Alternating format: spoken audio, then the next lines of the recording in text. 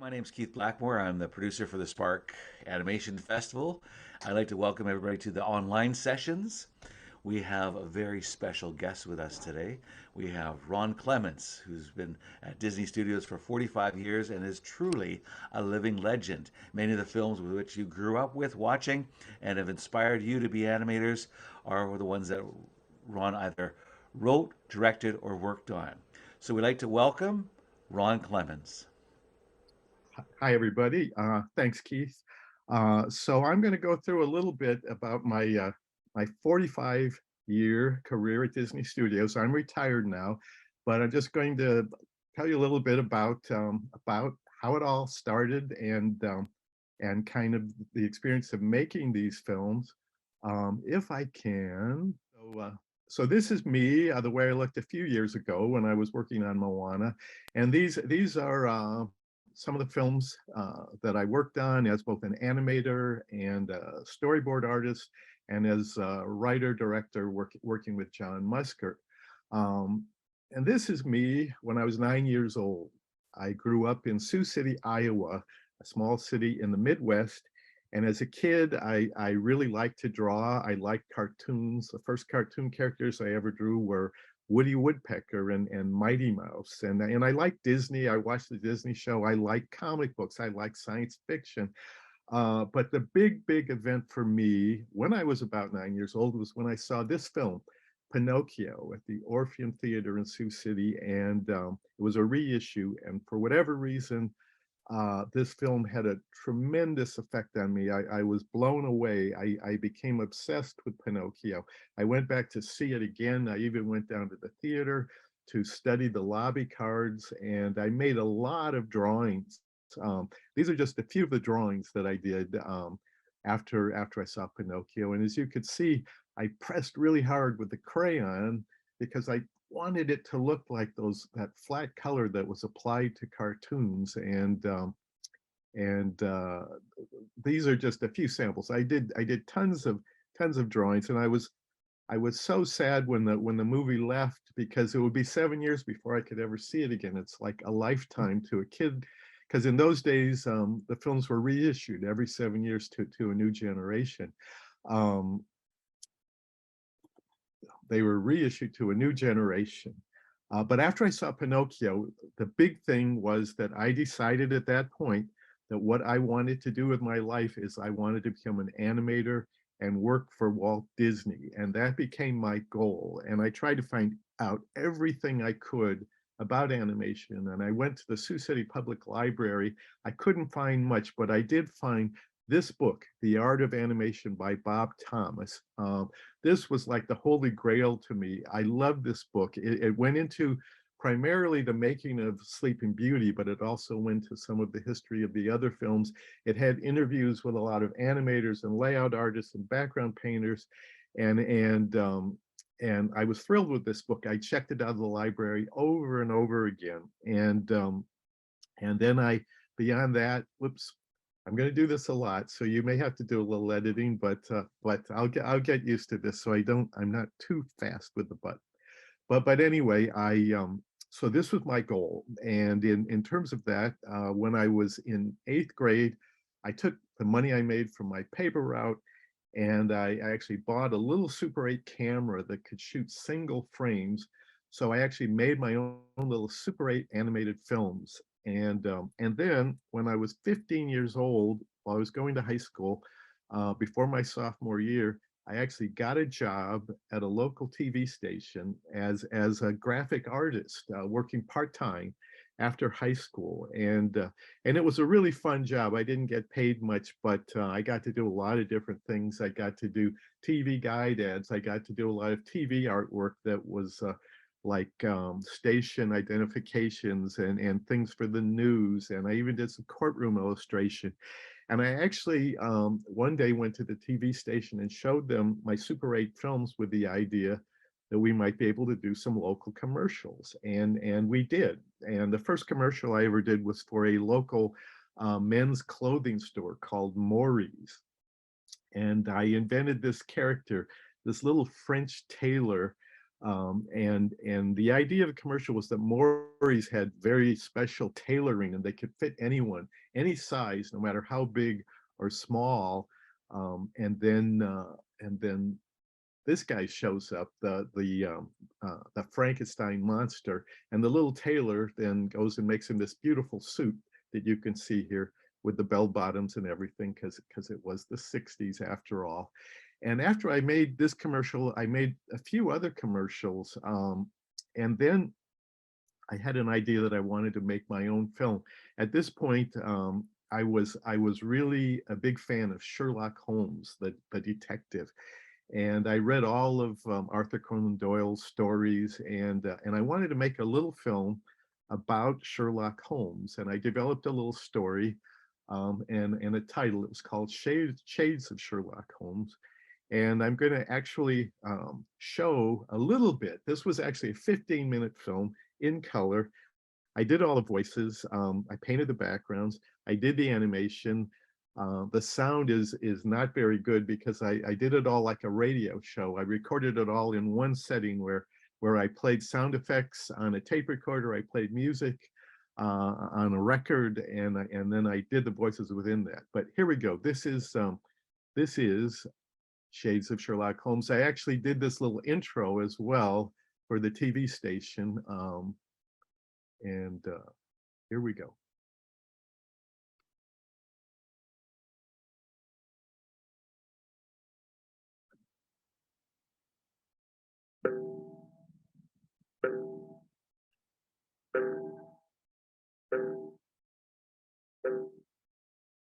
I actually did all 12 bongs. Pacing was not my forte at this point, but you had to know that it was midnight, of course.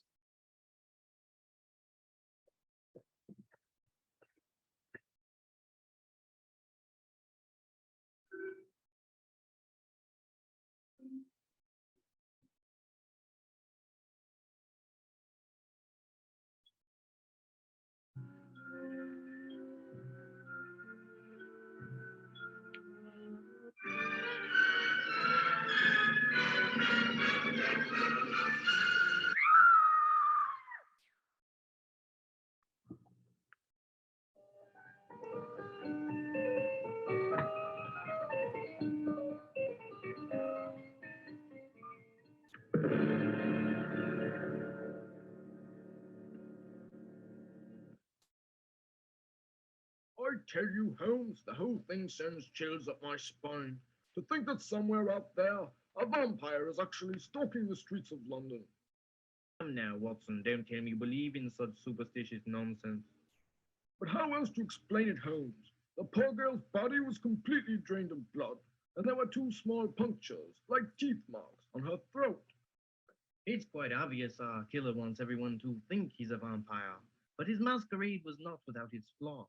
For example, observe this photograph taken shortly after the murder, noting first the small metal cross the girl wears. Legend clearly states that the vampire fears the cross and becomes totally helpless in the presence of one. Also, take a closer look at the tiny punctures in the neck. The penetration is much too neat and clean, without any smears or dribblings of blood, as would be expected. It's as if they had been made after the blood had been removed to imply vampirism. Why, Holmes, you sound like you're thinking of looking into the case. Of course, Watson. We're dealing here with a criminal genius of incredible cunning. He must be stopped. I'll get dressed and then we'll begin the investigation, starting first with a visit to a local pet shop. Pet shop? What on earth for? Obviously, my dear Watson, the most logical manner in which to conduct a search for missing blood is to use a bloodhound. Well, that's enough of that. This is actually the animation stand that Shades of Sherlock Holmes was filmed on. I actually was revisiting the studio after I moved to California, and you could see this, that I was kind of a fashion icon in my day, and here I am wearing my Fantasia shirt, if you look very closely. So after I made that film and was working at the TV station, the question was what I was going to, how I was going to pursue this goal of working for Disney. And at that time, in terms of schools, there certainly weren't very many schools that taught animation, and those that did, in terms of colleges that did, the emphasis was more on doing very artistic art films and not really training you to actually work in the industry, which I wanted to do. I did visit the School of Visual Arts in New York, and they actually had a pretty good animation program, and I considered going to New York, but I kind of chickened out. It was too big a change from what I was used to in Sioux City. But around this time, there was a news executive who visited the studio, and they showed him my film, which they did a lot because it was kind of like, hey, look at what this kid did, and this news executive actually knew some people at Hanna-Barbera Studios that had done TV shows like The Flintstones and The Jetsons and Huckleberry Hound and Yogi Bear. And so I talked to people at Hanna-Barbera. The TV station actually flew me to LA, and I took my portfolio and I took my film and I showed it to some of the people at Hanna-Barbera, and I got hired as an in-betweener, which is the lowest rung of the animation ladder, where you draw the in-betweens between the animators' extreme drawings. You sort of fill in and smooth out the movement with the in-between drawings. So this seemed like a chance for me. I sort of packed up and moved from Sioux City to Los Angeles. I also, while I was working at Hanna-Barbera, took life drawing classes at Art Center, because I still really wanted to work at Disney. I had called Disney Studios, but I just called the personnel department, and I was told that they weren't hiring anyone. They had just laid off a bunch of people after finishing the film Robin Hood. So that was discouraging. But then one day I came across a magazine article at a newsstand, and I found out that Disney actually had a talent development program, an animation talent development program, and they were looking for young people to train to work at Disney. Unfortunately, they had not told the personnel department about it, but now I had a contact, and this article had the name of the executive who was in charge of that program. His name was Donald Duckwall, actually, believe it or not. And I called him, and I told him my background and that I had made this film and that I had taken life drawing classes at Art Center. And he said, "Come on in, bring your portfolio." I did, and I met. And this is actually the pamphlet for the training program at that time. And so I went in and I met Eric Larson, who was one of the legendary 9 Old Men. He had animated Figaro the Cat. He did Peg and Lady and the Tramp, a great animator. And he looked at my portfolio and looked at my film, and said, we'll give it to the review board and see what they say. The way this program worked, if you were hired, you were only hired for 4 weeks. And during that 4 weeks, you made your own personal film working with Eric Larson. And if at the end of that 4 weeks, they liked what you did, you would go another 4 weeks. And if you could make it through 8 weeks, then you were actually hired to work at the studio permanently. So anyway, I was accepted into the program, and that was really exciting. And it was exciting working with Eric. I had a lot of trouble the first 4 weeks. I was so nervous, and I was so impressed with the other people around me, like John Pomeroy and Dale Baer and Don Bluth, that I really had a tough time, and I just barely made it through that first 4 weeks. But doing a Sherlock Holmes test, which was a bad idea, because Sherlock Holmes it's very tough to animate in Disney style. But there was something in the test that they liked, and so I went the second 4 weeks. And this time I was more relaxed, and I did a test with the character of Rabbit in Winnie the Pooh, because they were making a featurette, Winnie the Pooh and Tigger 2 at that point. And they liked that test quite a bit. And I remember I heard that Frank Thomas thought that I had a sense of entertainment, which was encouraging to me. So now I was at Disney. There's a big part of my dream had already come true, and I was 20 years old. And this is a picture, I think this was taken probably within the first month, at least, that I was working at the studio. And there's me in the far left, right behind Andy Gaskell, with the drink in his hand, who was a great artist and a great art director. He art directed Lion King and several of our films, Hercules and Treasure Planet. There's Chuck Harvey, an animator with his hand in front of Mike McKinney, who was a cleanup artist, and there was Heidi Guedel, the first female trainee in the animation program, and next to her at the far right is Dale Bear, a great animator. Anyway, the way it worked at Disney, once you were accepted and you're working there, once again, I was an in-betweener, doing in-betweens on Winnie the Pooh and Tigger 2, working with John Pomeroy. At the same time, you were encouraged to keep doing personal tests in your spare time, working with Eric, to move up in the ranks. And I did that. I got an idea for a personal test. It was fairly elaborate. It was about a minute long, and it involved the character of Cruella de Vil, who I really liked that character and thought she would be really fun to draw with that coat and that hair. And in my test, it was a basic test where she's very determined to go somewhere, and she slips on a puddle of oil and gets oil all over her coat. And then she's helped up by the character of Horace from 101 Dalmatians. She kind of, she was really angry, but she puts that aside. But then suddenly she blows up at Horace and kind of, there's a big thing where she kicks him and hits him and then puts a garbage can over his head and then flicks some cigarette ashes on him. And he said it was a fairly elaborate test, and I put a lot of work in it. I knew Eric was happy with it, and it was submitted to the review board, and they really liked it. Frank and Ollie actually came to my room to tell me how much they liked this test. It was a pretty big deal for me. And at that point, Frank Thomas, who was one of the great nine old men, asked me to work with him, where he would become my mentor and I would become an animation trainee under Frank, and Frank would basically teach me how to become a Disney animator. This is Frank and I, while we were working together. Frank goes back to, he animated the scene in Snow White and the Seven Dwarfs, where the dwarfs are sort of mourning the death of Snow White. And it was the first time that anyone had ever been brought to tears by an animated film.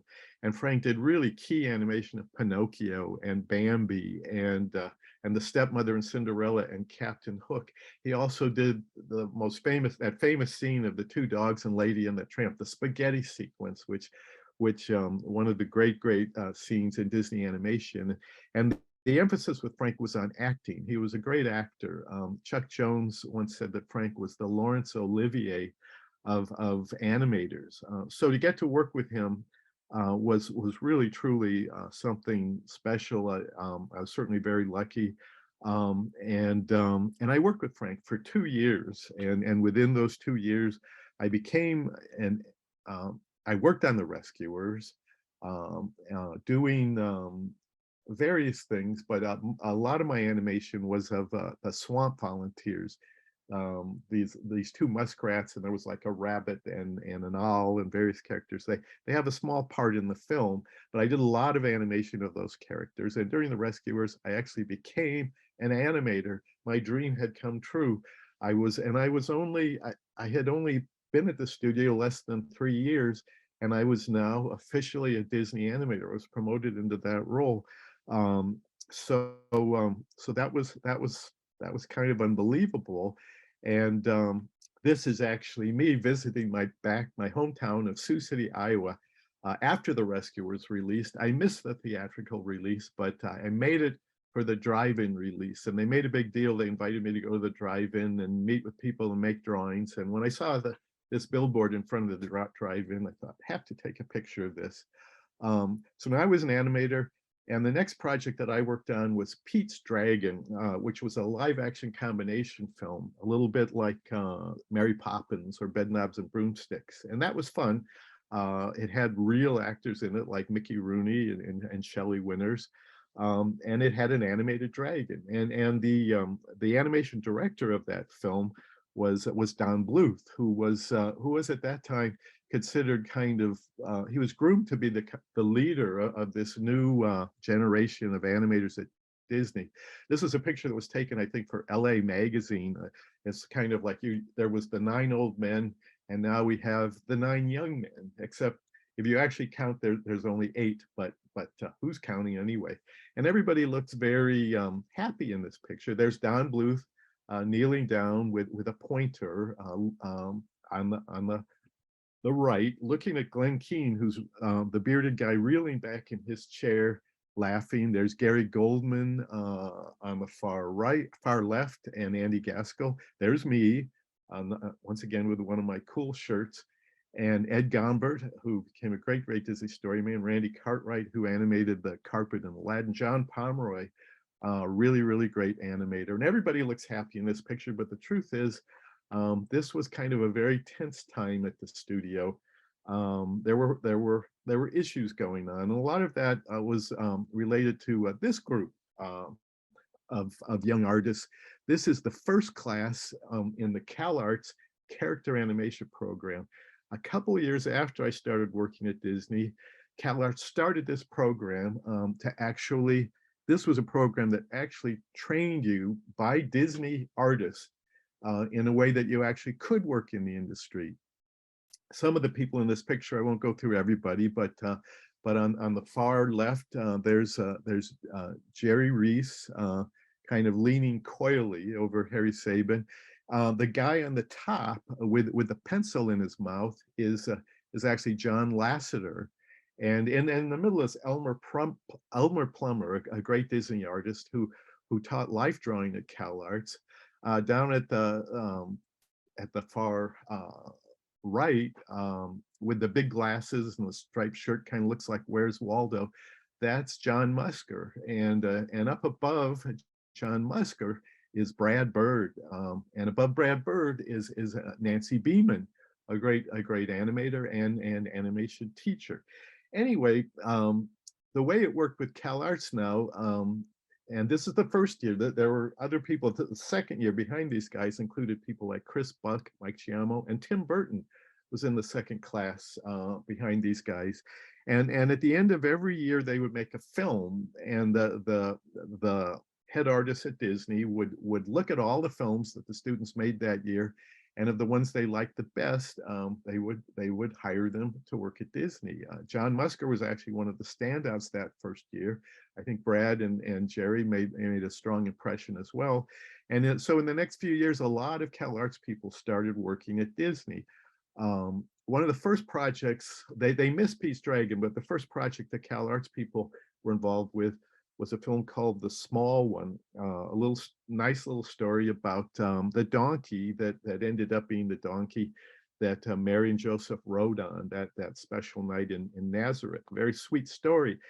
But there was a lot of tension between the CalArts guys, and Don Bluth actually was making a film in his garage while he was working at Disney, and he actually had a lot of people from Disney work on his film in their spare time.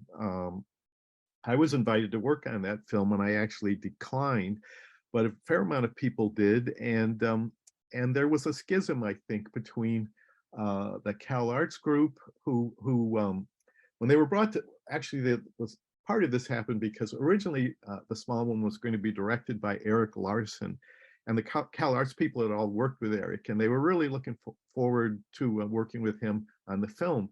And then there was what some people consider kind of a coup. One weekend, suddenly Eric was out and Don Bluth was directing The Small One.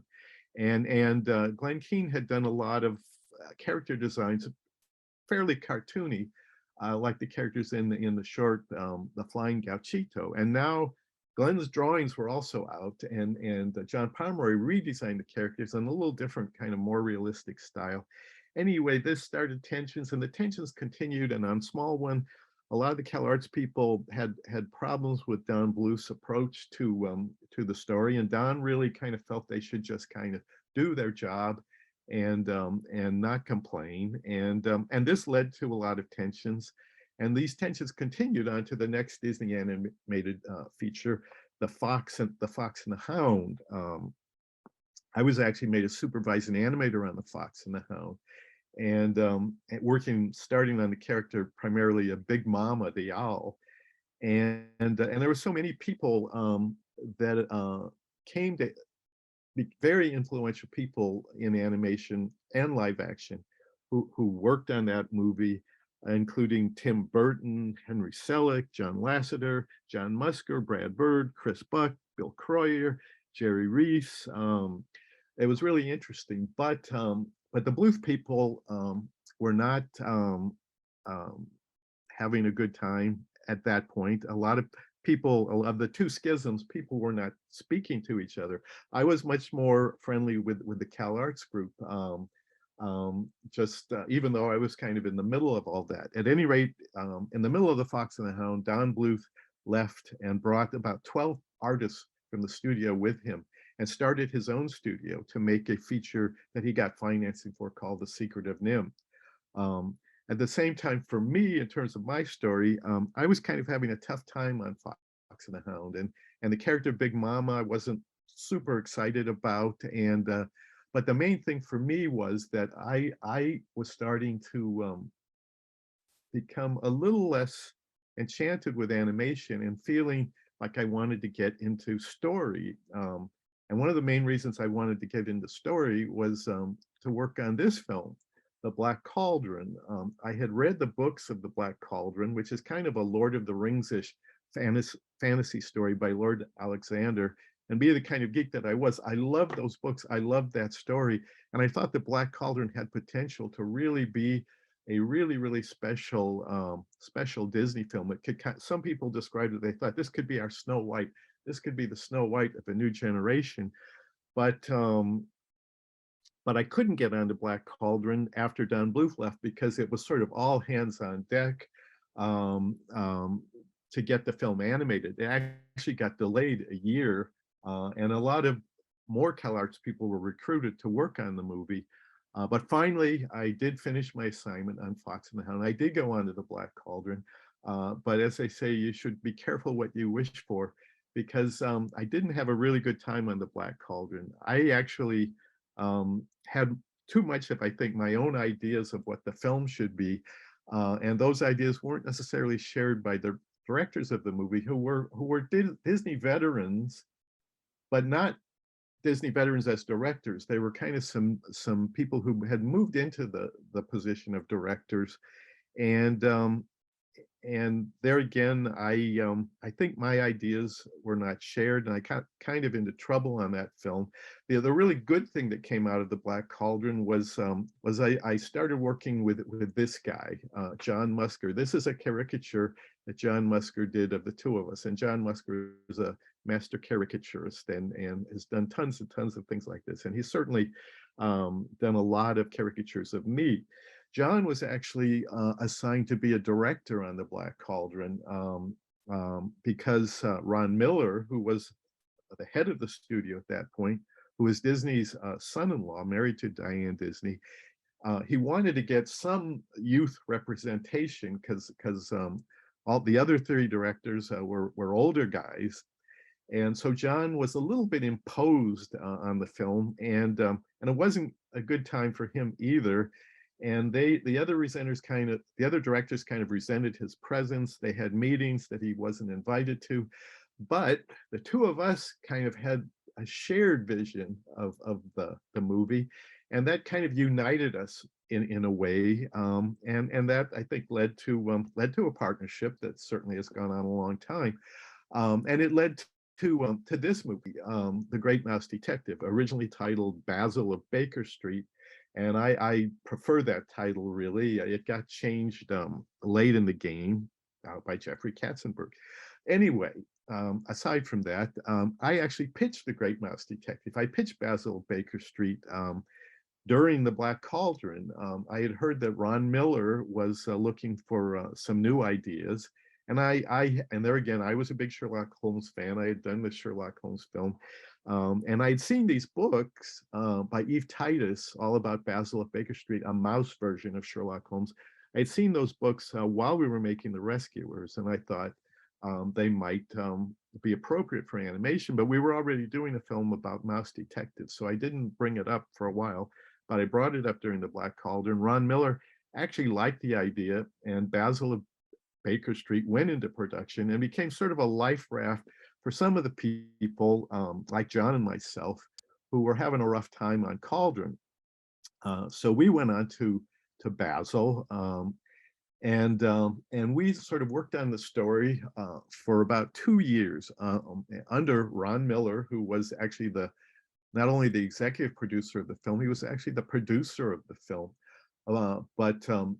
But something happened in the middle of Great Mouse Detective that had huge repercussions and kind of changed Disney forever. And this was the 80s, and this was the time of a lot of corporate raiders who would buy up companies and then split the assets and make a lot of money. But in a lot of times they would kind of destroy these companies in order to make a fortune. And there was a corporate raider called Saul Steinberg who actually made a very strong attempt to take over Disney. And he almost succeeded. And if he had succeeded, I think that would have been the end of the studio as we know it. He would have split it up, sold the film library, sold the parks. Disney would never have been what it was. But he actually failed in that attempt because primarily this guy. This is another caricature of John's. This is Roy Disney Jr., the son of Walt's brother, Roy Disney, who really ran Disney Studios along with Walt during the golden age. But Roy Disney had worked at Disney for a while, working mostly on live action nature documentaries. And then he had left the studio for a while, but he came back at this point. And Ron Miller left. We never saw Ron Miller again. And Roy Disney rescued the studio and with a couple of white knights called the Bass Brothers, and brought in Michael Eisner from Paramount Studios, who was a very successful head of Paramount Motion Pictures. And Michael brought in this guy, Jeffrey Katzenberg. Here he is with John and myself. And as you can see in this picture, either Jeffrey seems to have a very small head, or I have a very big head. But actually, I think it may have something to do with the lenses that were used. At any rate, at this point, even though we had been working on The Great Mouse Detective for 2 years, we had to pitch it to Michael and Jeffrey almost as a brand new idea. And they came into our hallway and we had storyboards up outlining the story, and we went through the whole story with the two of them. And they actually greenlit it. They liked it. They had been involved with the film Young Sherlock Holmes at Paramount, and this reminded them of that. And the only things they required, Michael wanted, he asked what we thought, how much time it would take to finish the film. And we thought it would take about 2 more years. And Michael said, I want it in 1. And they asked how much money we thought it would cost. And we thought it would cost about $20 million, which was actually considerably less than the Black Cauldron, which actually cost $45 million. But still, they said we want it for half that. They did greenlight the film, and that was fortunate because Bernie Mattinson, who was working on the film with us, who was a director along with John on the film, he was called by Roy Disney that evening after the meeting, and Roy told him that it was a good thing that Basil was greenlit because otherwise they were planning to shut down the animation department. We didn't know that until years later. So they didn't shut down the animation department, but they did kind of move the animation department out of our historic animation building. This is the last day of the Disney animation staff at the Disney Animation Building. And this is the entire animation department at that time. And we were all kind of evacuated to a warehouse in Glendale because they said, I think, that they wanted to they wanted to put a lot of emphasis on live action, and they felt it was important to keep the live action people much closer, and maybe less important that the animation people stay close. But it was pretty scary because we were in this big warehouse in Glendale, and it was under construction while we were there. And I think the staff, this was really a pretty young staff, and we really didn't know what the future would bring. For me, though, it was actually an opportunity because I actually became a director out of all this. How that happened was, as I mentioned earlier, Ron Miller was a producer on the film, and then he disappeared. Roy Disney made Bernie Mattinson now the producer of Basil of Baker Street. I think he felt Bernie was a Disney veteran and he wanted someone he trusted. And Bernie was a great guy. We got along well with Bernie. But Bernie felt that he couldn't do both, that he couldn't produce the film and be a director at the same time, which opened up a position for another director. At that point, the directors had been Bernie, John Musker, and Dave Misher was another director on the film, but they needed a third one. And I talked to John about it, like, what about me? And John said, I think it would be a good idea. And I had done a lot of storyboards on the movie at that point. So I asked Bernie, what about me as the third director? And Bernie said, I thought that would be a great idea. He thought it would be a great idea. That's how I became a director. And I really owe that to Bernie Mattinson. And it was exciting. It was exciting directing on the film. I actually enjoyed it. It was a lot of fun. This is me with the great legendary actor Vincent Price. And there's Bernie in the middle, Dave Michener behind Bernie. This was my first voice session where I actually had to direct an actor and in the sequence that I had written and boarded. And it just happened to be Vincent Price. And I was so nervous.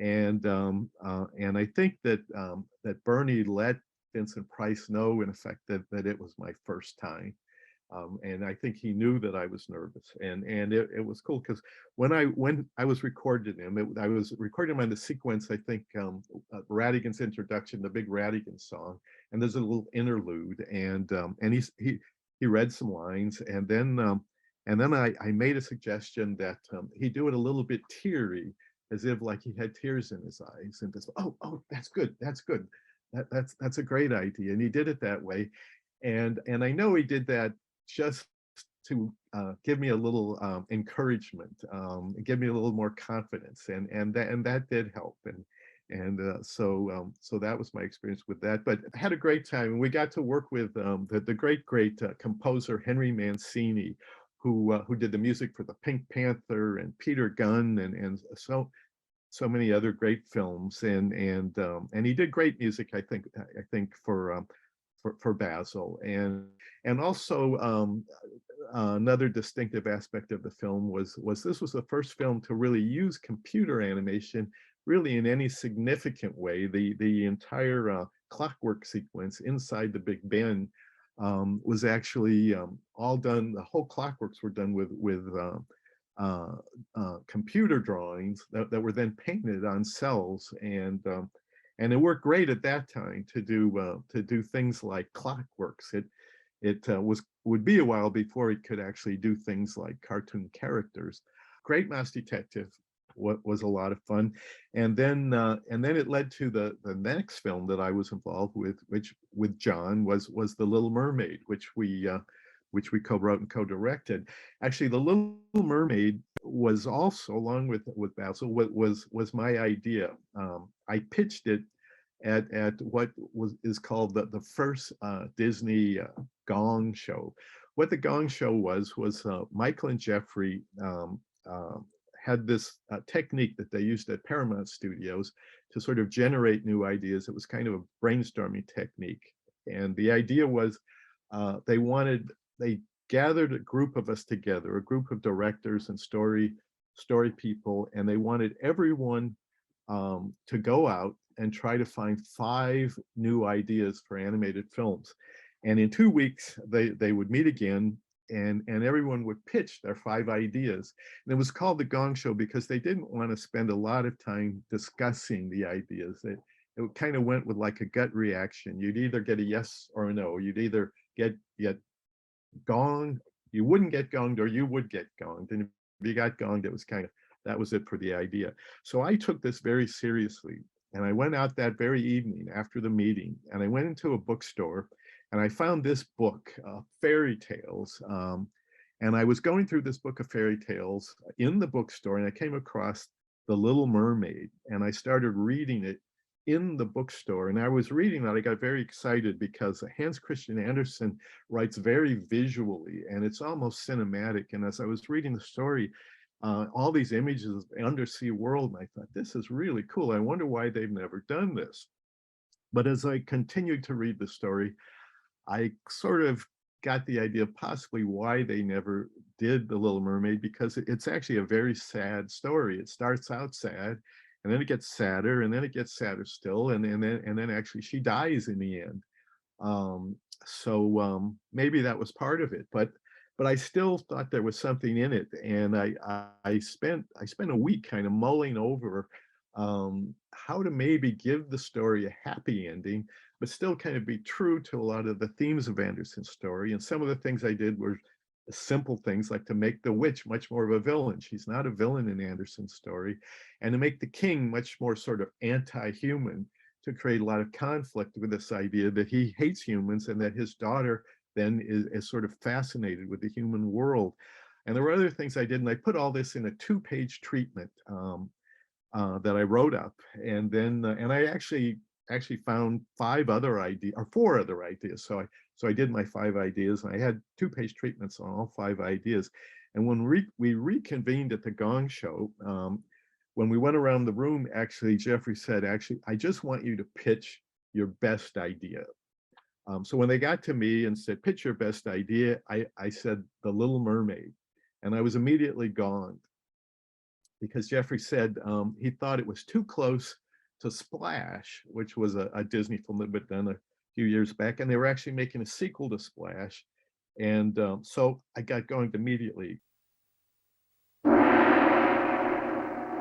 So then he said, "What is your second best idea?" And my second best idea was actually a thing I had also written a 2-page treatment on, called Treasure Island in Space. And I got going on that too, because Jeffrey said that they had just come over from Paramount Studios, and they were very involved with the Star Trek films. And they said the next Star Trek film was actually Treasure Island in Space. So they thought it was too close. Well, actually, the next Star Trek film that came out was the one where they went back in time to save the whales, which doesn't at all seem like Treasure Island in Space. So I don't know what that was about. But I was disappointed, particularly about The Little Mermaid. I remember that evening, I spent that evening with my girlfriend, Tammy, who is now my wife. And I remember talking to her saying, "I really think they made a mistake. I think there's something really, really good in this thing." But lo and behold, a couple days after that, Jeffrey Katzenberg called me, and they had actually read all my 2-page treatments, and he had different reactions to the other 4. But he's told me, "Actually, Michael and I really like The Little Mermaid, and we want to put it in development." And that's how The Little Mermaid began. So we got on Gong.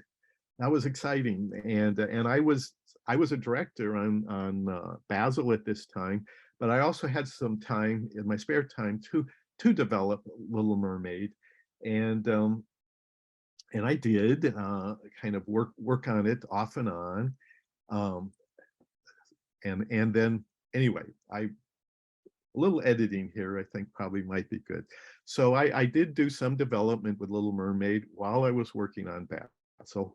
And at the same time, as Basel was winding down, I knew that they wanted a script, that Michael and Jeffrey wanted a script on Little Mermaid, because actually at Disney, it sounds weird, but at that time, and I think a lot of the Disney films, there were no scripts. They did not write scripts. They wrote dialogue and outlines, but the film was developed kind of on the boards, and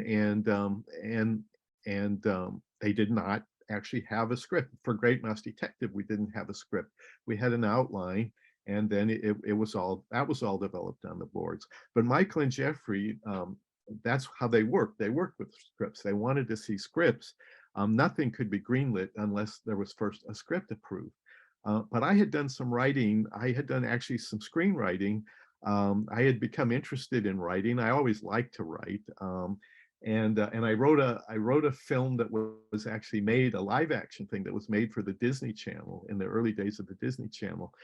So they were used to seeing scripts. They wanted to see a script. And in fact, there was a writer brought in originally to write the script of The Little Mermaid. It was this guy, Michael Christopher, a Pulitzer Prize winning writer, a theater writer, and screenwriter. He had written The Witches of Eastwick, fairly close to this. And we actually, John and I, while we were working on Great Mouse, or Basil, actually met with Michael Christopher a few times. And actually, Michael Christopher backed out. He decided that he thought his take of The Little Mermaid would be too dark, which I think it might have been from the meetings that we had. So after Michael Christopher pulled out, I went to John and said, because I knew John was also a good writer, and there again, we had done a lot of writing on Great Mouse Detective, even though there was no script. And John was an English major in college. So I asked John if he would be interested in collaborating with me and writing a script for The Little Mermaid. And John thought it was a good idea. Went to Peter Schneider, who was our boss at that time, and he gave him the script that I had written, just to kind of show that I knew how to write a screenplay.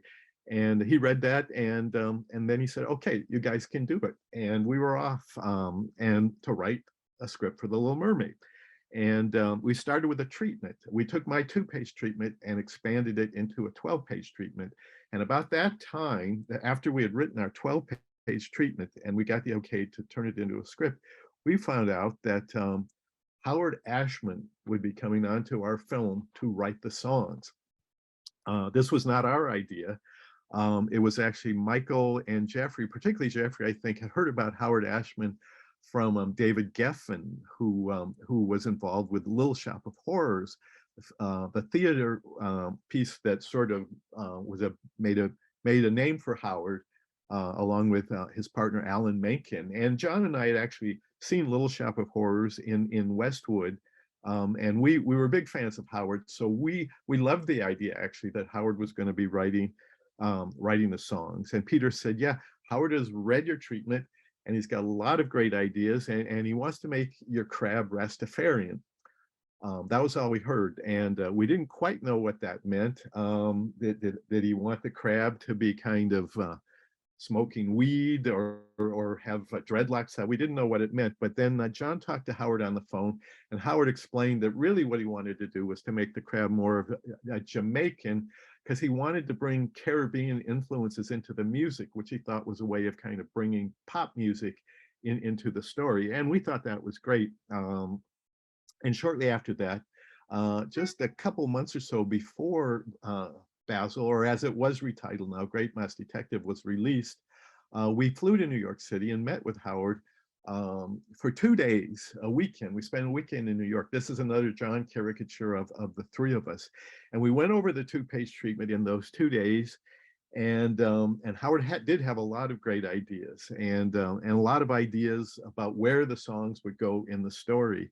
We had a couple songs indicated in our treatment. We did have a thing where Ariel would sing kind of an over the rainbow song in her grotto, and we had an idea, I think, that all the sea creatures, her friends, would when she was in a boat with Prince Eric, that they would try to inspire them to kiss.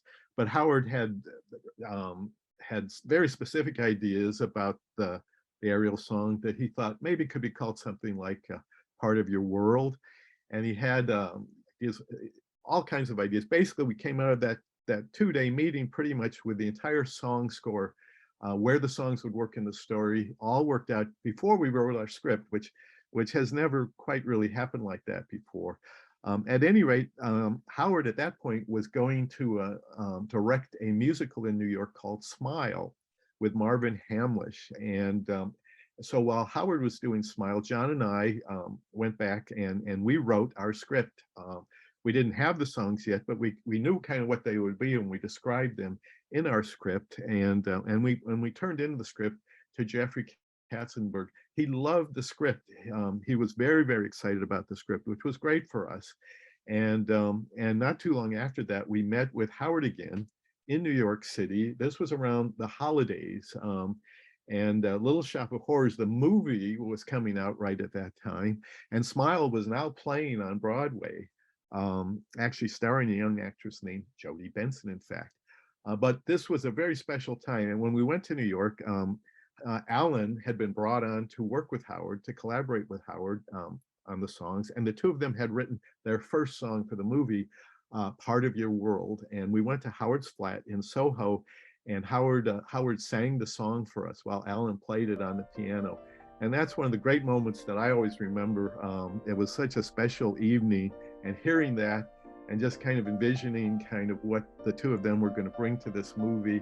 So that was a very, very special evening. And while we were there, we did see Smile in New York, and we saw Jodie Benson, who had a song that she sang in that show, actually called Disneyland, which was kind of sardonic, a little bit like the song Somewhere That's Green from Little Shop. But we were impressed with Jodie. After that, Howard and Alan relocated. They moved out to LA, and they wrote all the other songs in our not just in our warehouse in Glendale, but actually, yeah, they came out and they did all the songs in our warehouse in Glendale. They were in a room there while the story was being developed. We could hear the piano music coming out of the room they had, where they had all their musical equipment.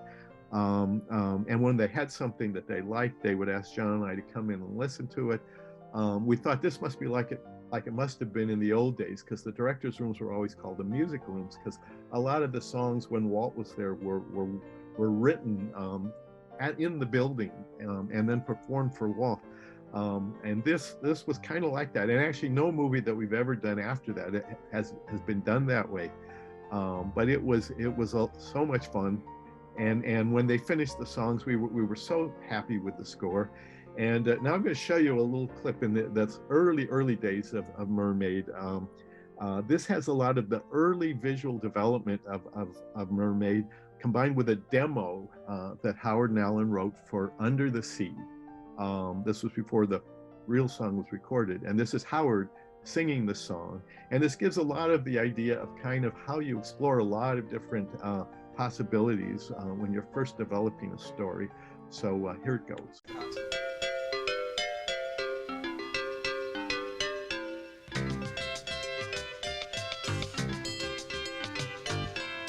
The seaweed is always greener in somebody else's lake. You dream about going up there, but that is a big mistake. Just look at the world around you, right here on the ocean floor. Such wonderful things surround you. What more is you looking for?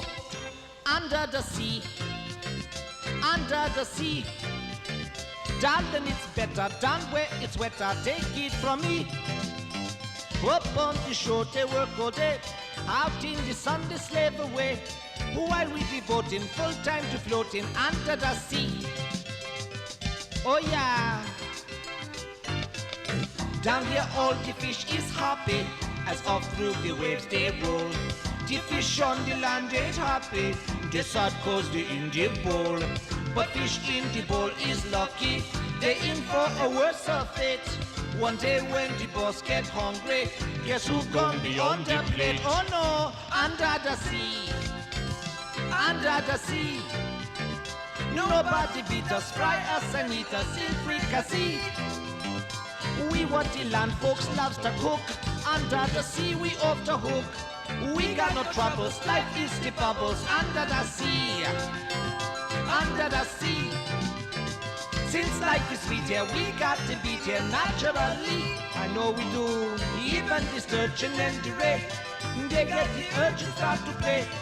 We got the spirit, you got to hear it, under the sea. The newt played the flute, the card played the harp, the bass played the bass, and they sounding sharp. The bass played the brass, the drum played the tub, the fluke is the duke of soul. The reiki can play the lings on the strings, the trout rocking out the blackfish, he swings the smelt and the sprat, they know where it's at, and know that blowfish blow.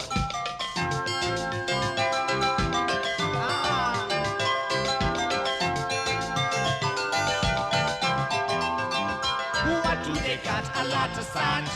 We got a hut for Stacy and band. Each little clam here know how to jam here under the sea. Oh yeah.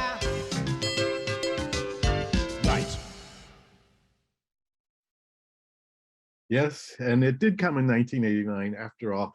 One of the really interesting things about The Little Mermaid, I think, is that it was kind of I would say, three worlds collided on this film. The worlds of animation and the worlds of live action and the worlds of theater kind of all came together. Certainly Howard and Alan brought the theater world really strongly into this, and including even the actors within the film. Jodie Benson, here's John and I with Jodie Benson. She came from the theater world. Sam Wright, who did Sebastian, came from the theater world.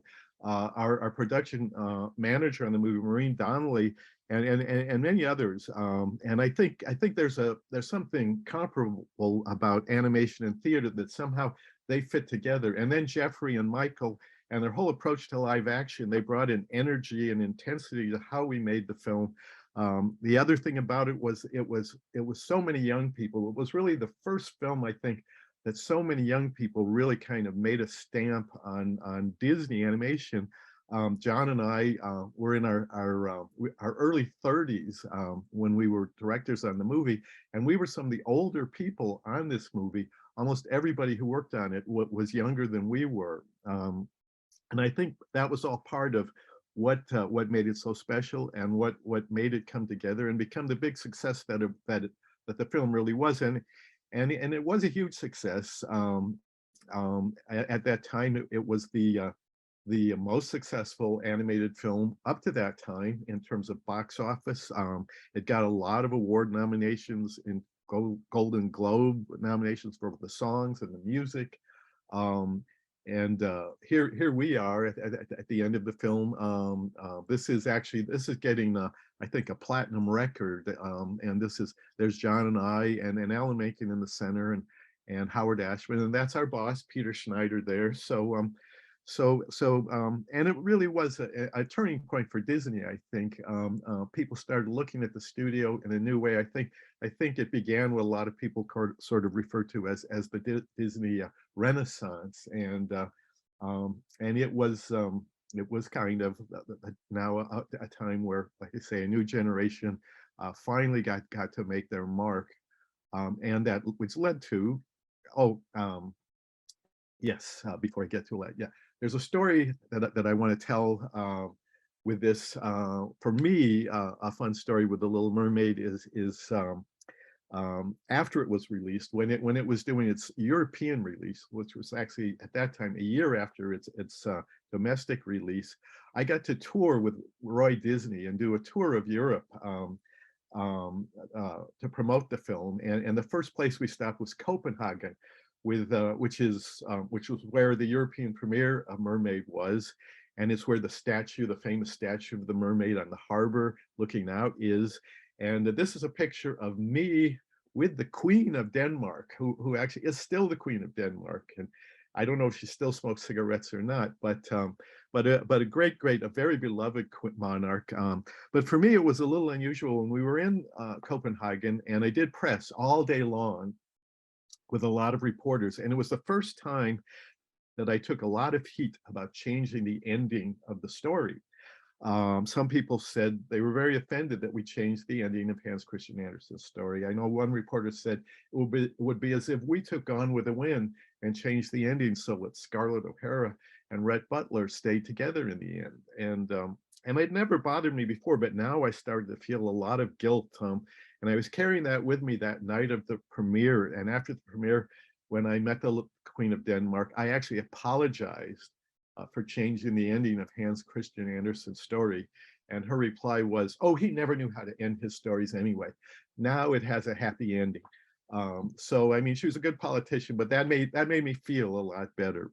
And of course, after the success of The Little Mermaid, that all led to Aladdin, which is another story within itself. Actually, Aladdin was originally Howard Ashman's idea. During Little Mermaid, Howard developed in a 45-page treatment for Aladdin, and a whole song score that he wrote with Alan that had a bunch of songs, really good songs.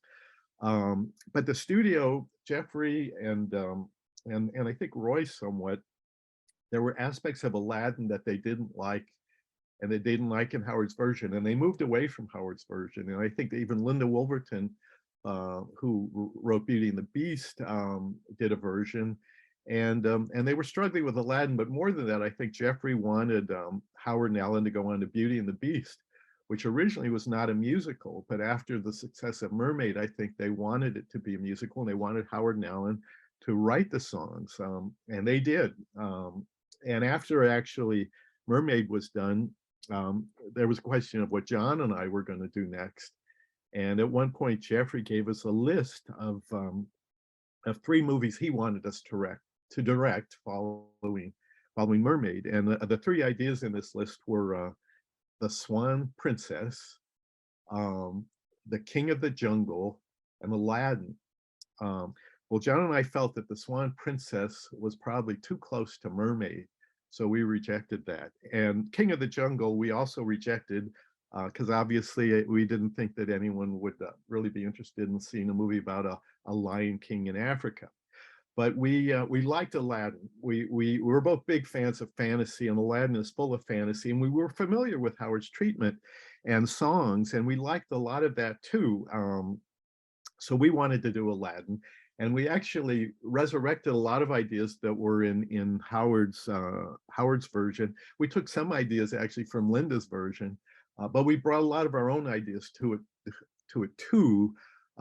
Particularly, I think in Howard's version, Aladdin spent a lot of time with a street gang that he hung around with, and they had a lot of songs that they sang together, and we sort of dropped the street gang. And in Howard's version, Jasmine was not a really likable character. She was kind of a spoiled princess, and Aladdin didn't end up with Jasmine. He ended up with another girl who was part of the street gang. But we wanted to make Jasmine the heroine of the story and play up the romance between those two. But so we had our version, and we pitched it to Jeffrey. Jeffrey was not as excited about our version of Aladdin as he was with Mermaid, but he went along with it. And in our version, we were going to need some new songs. We knew, and so we were going to meet with Howard and Alan again after a pretty big break when they were working on Beauty and the Beast. We didn't know until that point that Howard called us and told us that he was actually ill, and he had known, I think, even during the last period of Mermaid that he had AIDS, but he didn't tell anybody for a while. I think the night that Howard and Alan won the Academy Award for Best Song in Little Mermaid, I think, that he told Alan that evening that he was sick. But we didn't find out until this point, just as we were going to visit New York to talk to Howard about writing these new songs. But we visited New York, and the 2 songs that we wanted Howard to write were the 2 songs. One of them became Prince Ali. It was the introduction of Aladdin as this new prince after the genie had turned him into a prince. And the other song we wanted at that point was a villain song, a Jafar song, for when when Aladdin was revealed to not be a prince, but to be a street rat by Jafar. And even though Howard was ill, and we knew he was ill, he was excited about writing these songs, and he did. And we went back to New York 2 or 3 months later, and he had written Prince Ali. He couldn't sing it anymore because he had lost his voice. But we loved the song, and Howard was happy about that. And shortly after that, he wrote the song for Jafar, a very, very dark song called Humiliate the Boy. And those are the 2 last songs Howard wrote before he passed away later that year. I think probably in March of that year, after this was even before Beauty and the Beast was released, but he had finished all the work on Beauty and the Beast. And then shortly after Howard passed, we showed our movie to Jeffrey for the first time. Our movie included Robin Williams. We had hired Robin Williams to be the genie, and I'll go into that a little more later. And it included several of Howard's songs, including the Big Genie song, Friend Like Me, sung as these were demos at that point. And and a longer version of Arabian Nights at the beginning. And there was a song that really beautiful song that Howard and Ellen had written called "Proud of Your Boy," that Howard sang to his mother, and his mother was an important character still in this version. At any rate, when we showed Jeffrey the movie all together, he hated it. He just hated it. We showed it to him on just before Easter, on a Holy Thursday before Easter, and we call our meeting with Jeffrey the next day. Even though people took that day off, we had to come in and let Jeffrey tear into us. He did not like the movie at all. He didn't feel anything worked really, and he just basically said, "You guys have to start over. This just doesn't work." Even Robin, he just didn't go with it. And one of the big things, although we actually, even before this meeting, we had kind of felt, John and I, that the mother, Aladdin's mother, was not really working. There was just something about it that just wasn't gelling, even though we had a great actress. Well, I shouldn't bring up the actress because I'm forgetting her. Kim Hunter. We had Kim Hunter doing the voice of Aladdin's mom, who's a great Academy Award-winning actress in Streetcar Named Desire, and then was the main female ape in the Planet of the Apes movies. Anyway, we said to Jeffrey we thought the mom wasn't working, and Jeffrey's reply was, "The mom's a 0, 86 the mom," and which we did. But we were in trouble because, and we were in big trouble because Beauty and the Beast was just finishing animation. It was going to come out that November, and this was, like I say, around Easter, and all the staff of Beauty and the Beast were going to be coming on to Aladdin, and we had no movie. And what are we going to do? And we needed a writer to help us really fast. And we interviewed a bunch of writers, and we found these two guys, Ted Elliott and Terry Rossio, who were pretty new at that time. They're a little older in this picture. I couldn't find a picture of them really young, but they had written a script actually for a movie, Princess of Mars, based on Edgar Rice Burroughs thing, that we actually liked that script a lot. And we liked those guys a lot. We felt like they would be good in a room, good with working with animators, and they were. And in a very intense period of a few months, we really redid the story. After we lost the mom, we made the romance became much more a bigger part of the story. And originally we had limited wishes, and they figured out a way to bring in unlimited wishes, which opened things up a lot in certain ways. And they wrote they were writing frantically, scene after scene, and we screened the movie again that October, our new version of Aladdin, and it played well, and Jeffrey was now happy, and we got it turned around in time so that people were able to keep working. And there wasn't a big gap, but it was one of the most intense periods I've ever been through, and we actually needed some new songs at this point. So Tim Rice came in to write 2 new songs for the movie. One of them was an intro song for Aladdin called "One Jump." It's the thing that the street rat sings as he's chased by the guards around the street. And the other song he wrote was "A Whole New World," which was a pretty special song when we heard it. Chris Montana, head of music, said this is going to be a big hit, and it was. It was the #1 song of the year that year. But then I want to talk a little about this guy, Robin Williams. As I mentioned, the first script that we wrote actually for Aladdin, it was our idea, John and I, to have Robin Williams do the voice of the genie. We wrote the script with him in mind. We wrote it in his kind of improvisational style. The main reason was we thought that because he's so mercurial and so he transforms constantly into all these different characters, we thought if the genie could do the same thing in animation, transform while Robin's transforming vocally, if the genie transformed physically, we just thought that could really give something that you could only do in animation.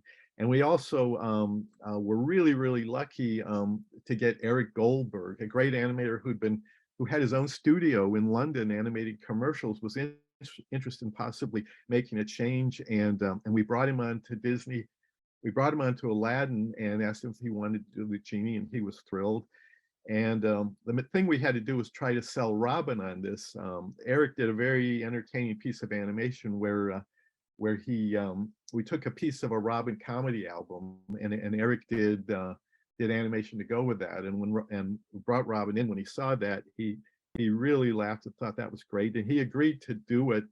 And this one of the great experiences I've ever had was working with Robin Williams and just watching him perform.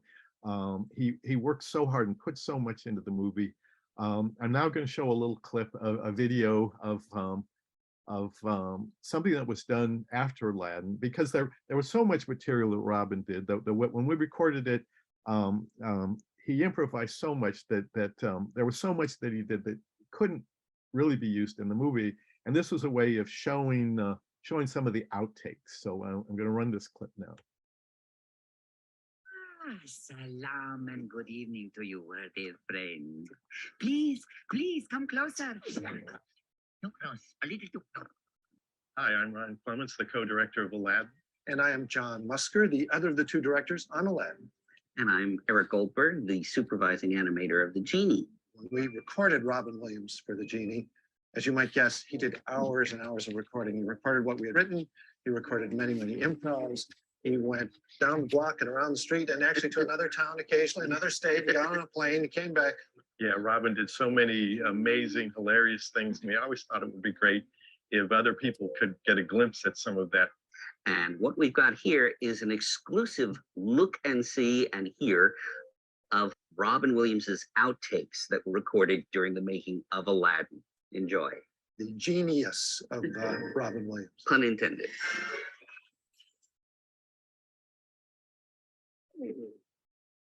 10,000 years will give you such a crick in the neck.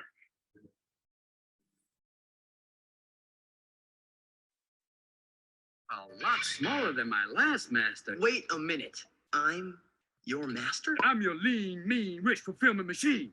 Say what you will want from me, I will give it to you free. Yeah. No substitutions, exchanges, or refunds. No substitutions, exchanges, or refunds. But seriously, no substitution, exchanges, or refunds. No substitutions, exchanges, or refunds. That's all. And don't try to wish for more wishes, because that's a little redundant. Can you say redundant? Say Yiddish, you only get 3, kid. Wake up. 3 wishes. 3 wishes, to be exact. No substitutions, exchange, or refunds. My first choices were not good. That's why I had to really kind of go, Disney. I remember that first day when he came in.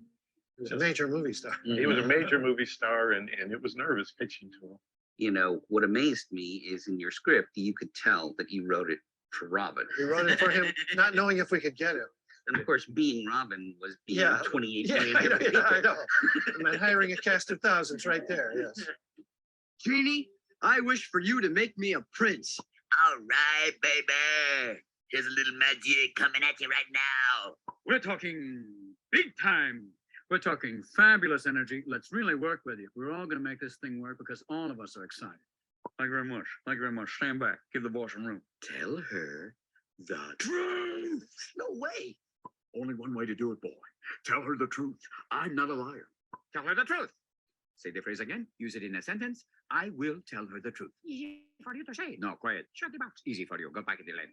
I think the other thing that Robin brought to the role was just his warmth. That aside from being funny as anything, he was such a warm person. The relationship between he and Aladdin was very genuine, and I think really a lot of the emotion of the movie, where they felt like they had a real friendship that got sort of torn asunder and pulled back together again.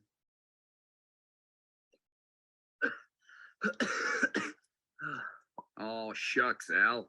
I had to get you out of there in time, Corky, or you would have been fish food. So tell me, when your life passed in front of your eyes, did you go, I'm not that interesting? Thanks, Genie. Oh, Al, I'm getting kind of fond of you, kid. I would have done mouth to mouth, but I don't find you that attractive. You know, Al, I'm getting really... don't think you're him. Haven't I seen your picture in the post office side view? Whoa, whoa, whoa. Where'd the little boy go? All of a sudden, we're talking to the big and the bony. You seem to have been separated from your group. I'm sorry, the evil group has moved on. This is really a bummer, man. I don't know what's going on here, man.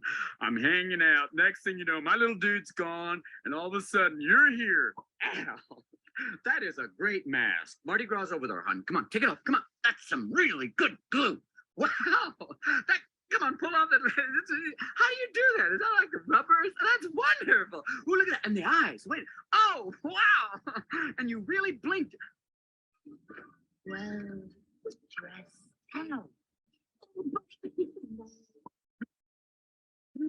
You want shut up? I'll give you shut up, Al. Here you go.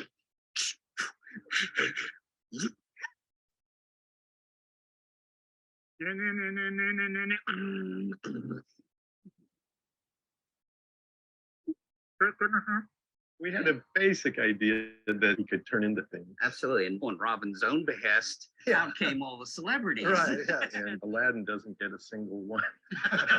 You didn't watch enough The 16 genie, the genie doesn't care at all. He He just just goes on. Perhaps you'd like to see how snake-like I can be. Becoming a reptile, unnecessary use of reptile, 500-year penalty. Come on, kid. See? Gotta get the snake, see? He's waiting for you. Gotta become the mongoose. Gotta duck, gotta get at him, like Ricky Tikki Tavi, see? Hey, go get him, you little crazy guy. Beat it, beat it, beat it. Just beat it. Luke, the Force, Al. The Force, the farce. Tell him a joke. The horror, the young boy up against a giant snake. Jafar, you are nothing but a messenger boy. Rake him, rake, stick that sword into that snake. You stay out of this. Time for Jafar, cheer. Give me a B, give me a B, give me a P, P, P, give me a P, P, P, P. What's that spell? Push him back, Jafar, push him back, Jafar. Look at this incredible performance. Al still staying in there with the snake. What do you think, Bill? I think the man will stick him. I think he ain't got a good chance, but he really want to hang in there and basically try and stick the snake, but the snake ain't got big scale. Whatever you said, I'm 100% with you. Non-violence, Al. Turn the other cheek. Matter of fact, turn both cheeks and run. Use whole cheek, boy. Whole cheek. I promoted the fight. I'm hoping it's going to be as best as can because the snake man is my favorite over 9-to-1 odds. Basically, let's look at some of the stats here in this fight. Aladdin weighing in at about 110 pounds. Snake, over 300 tons. Wow. This is really an unfair height and weight advantage. What do you think? He's got a heavy reach advantage? I think the man got a big reach advantage. I think he's going to have a big tongue advantage. He got that whipping tongue that can come at him real quick. He's also got the teeth plus the venom. I think you have to really think that the snake has a big advantage in this fight. Phenomenal cosmic Living space. Hell, you won! Oh, don't you see it, Aladdin? You had it all along. The boy with a good pair of shoes can go a long way. I mean, the day that we heard that Robin had passed out.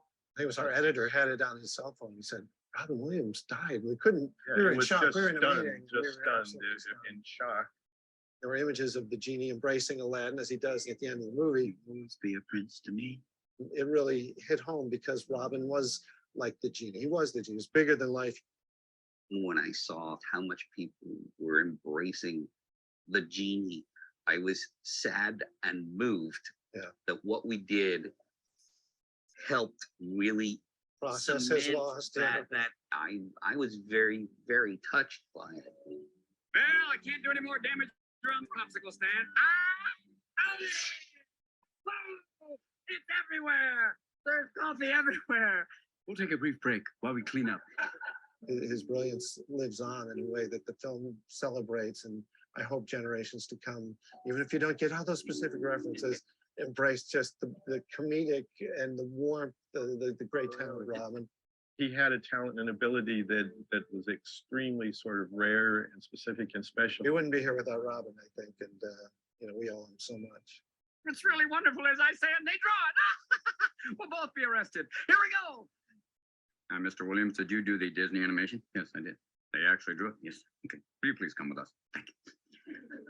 Not since the dancing mushrooms have we seen this much intensity. Walt, shh, burn that tape for all of us.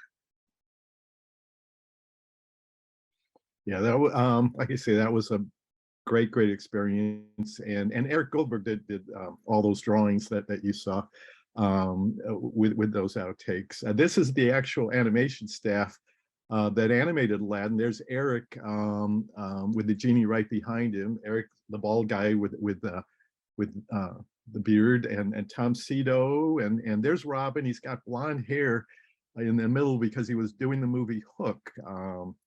But anyway, Aladdin certainly was successful. I mean, there's a period now. Beauty and the Beast was certainly sort of top mermaid in every respect. It made more money, so it was more successful. It was nominated actually for Best Picture.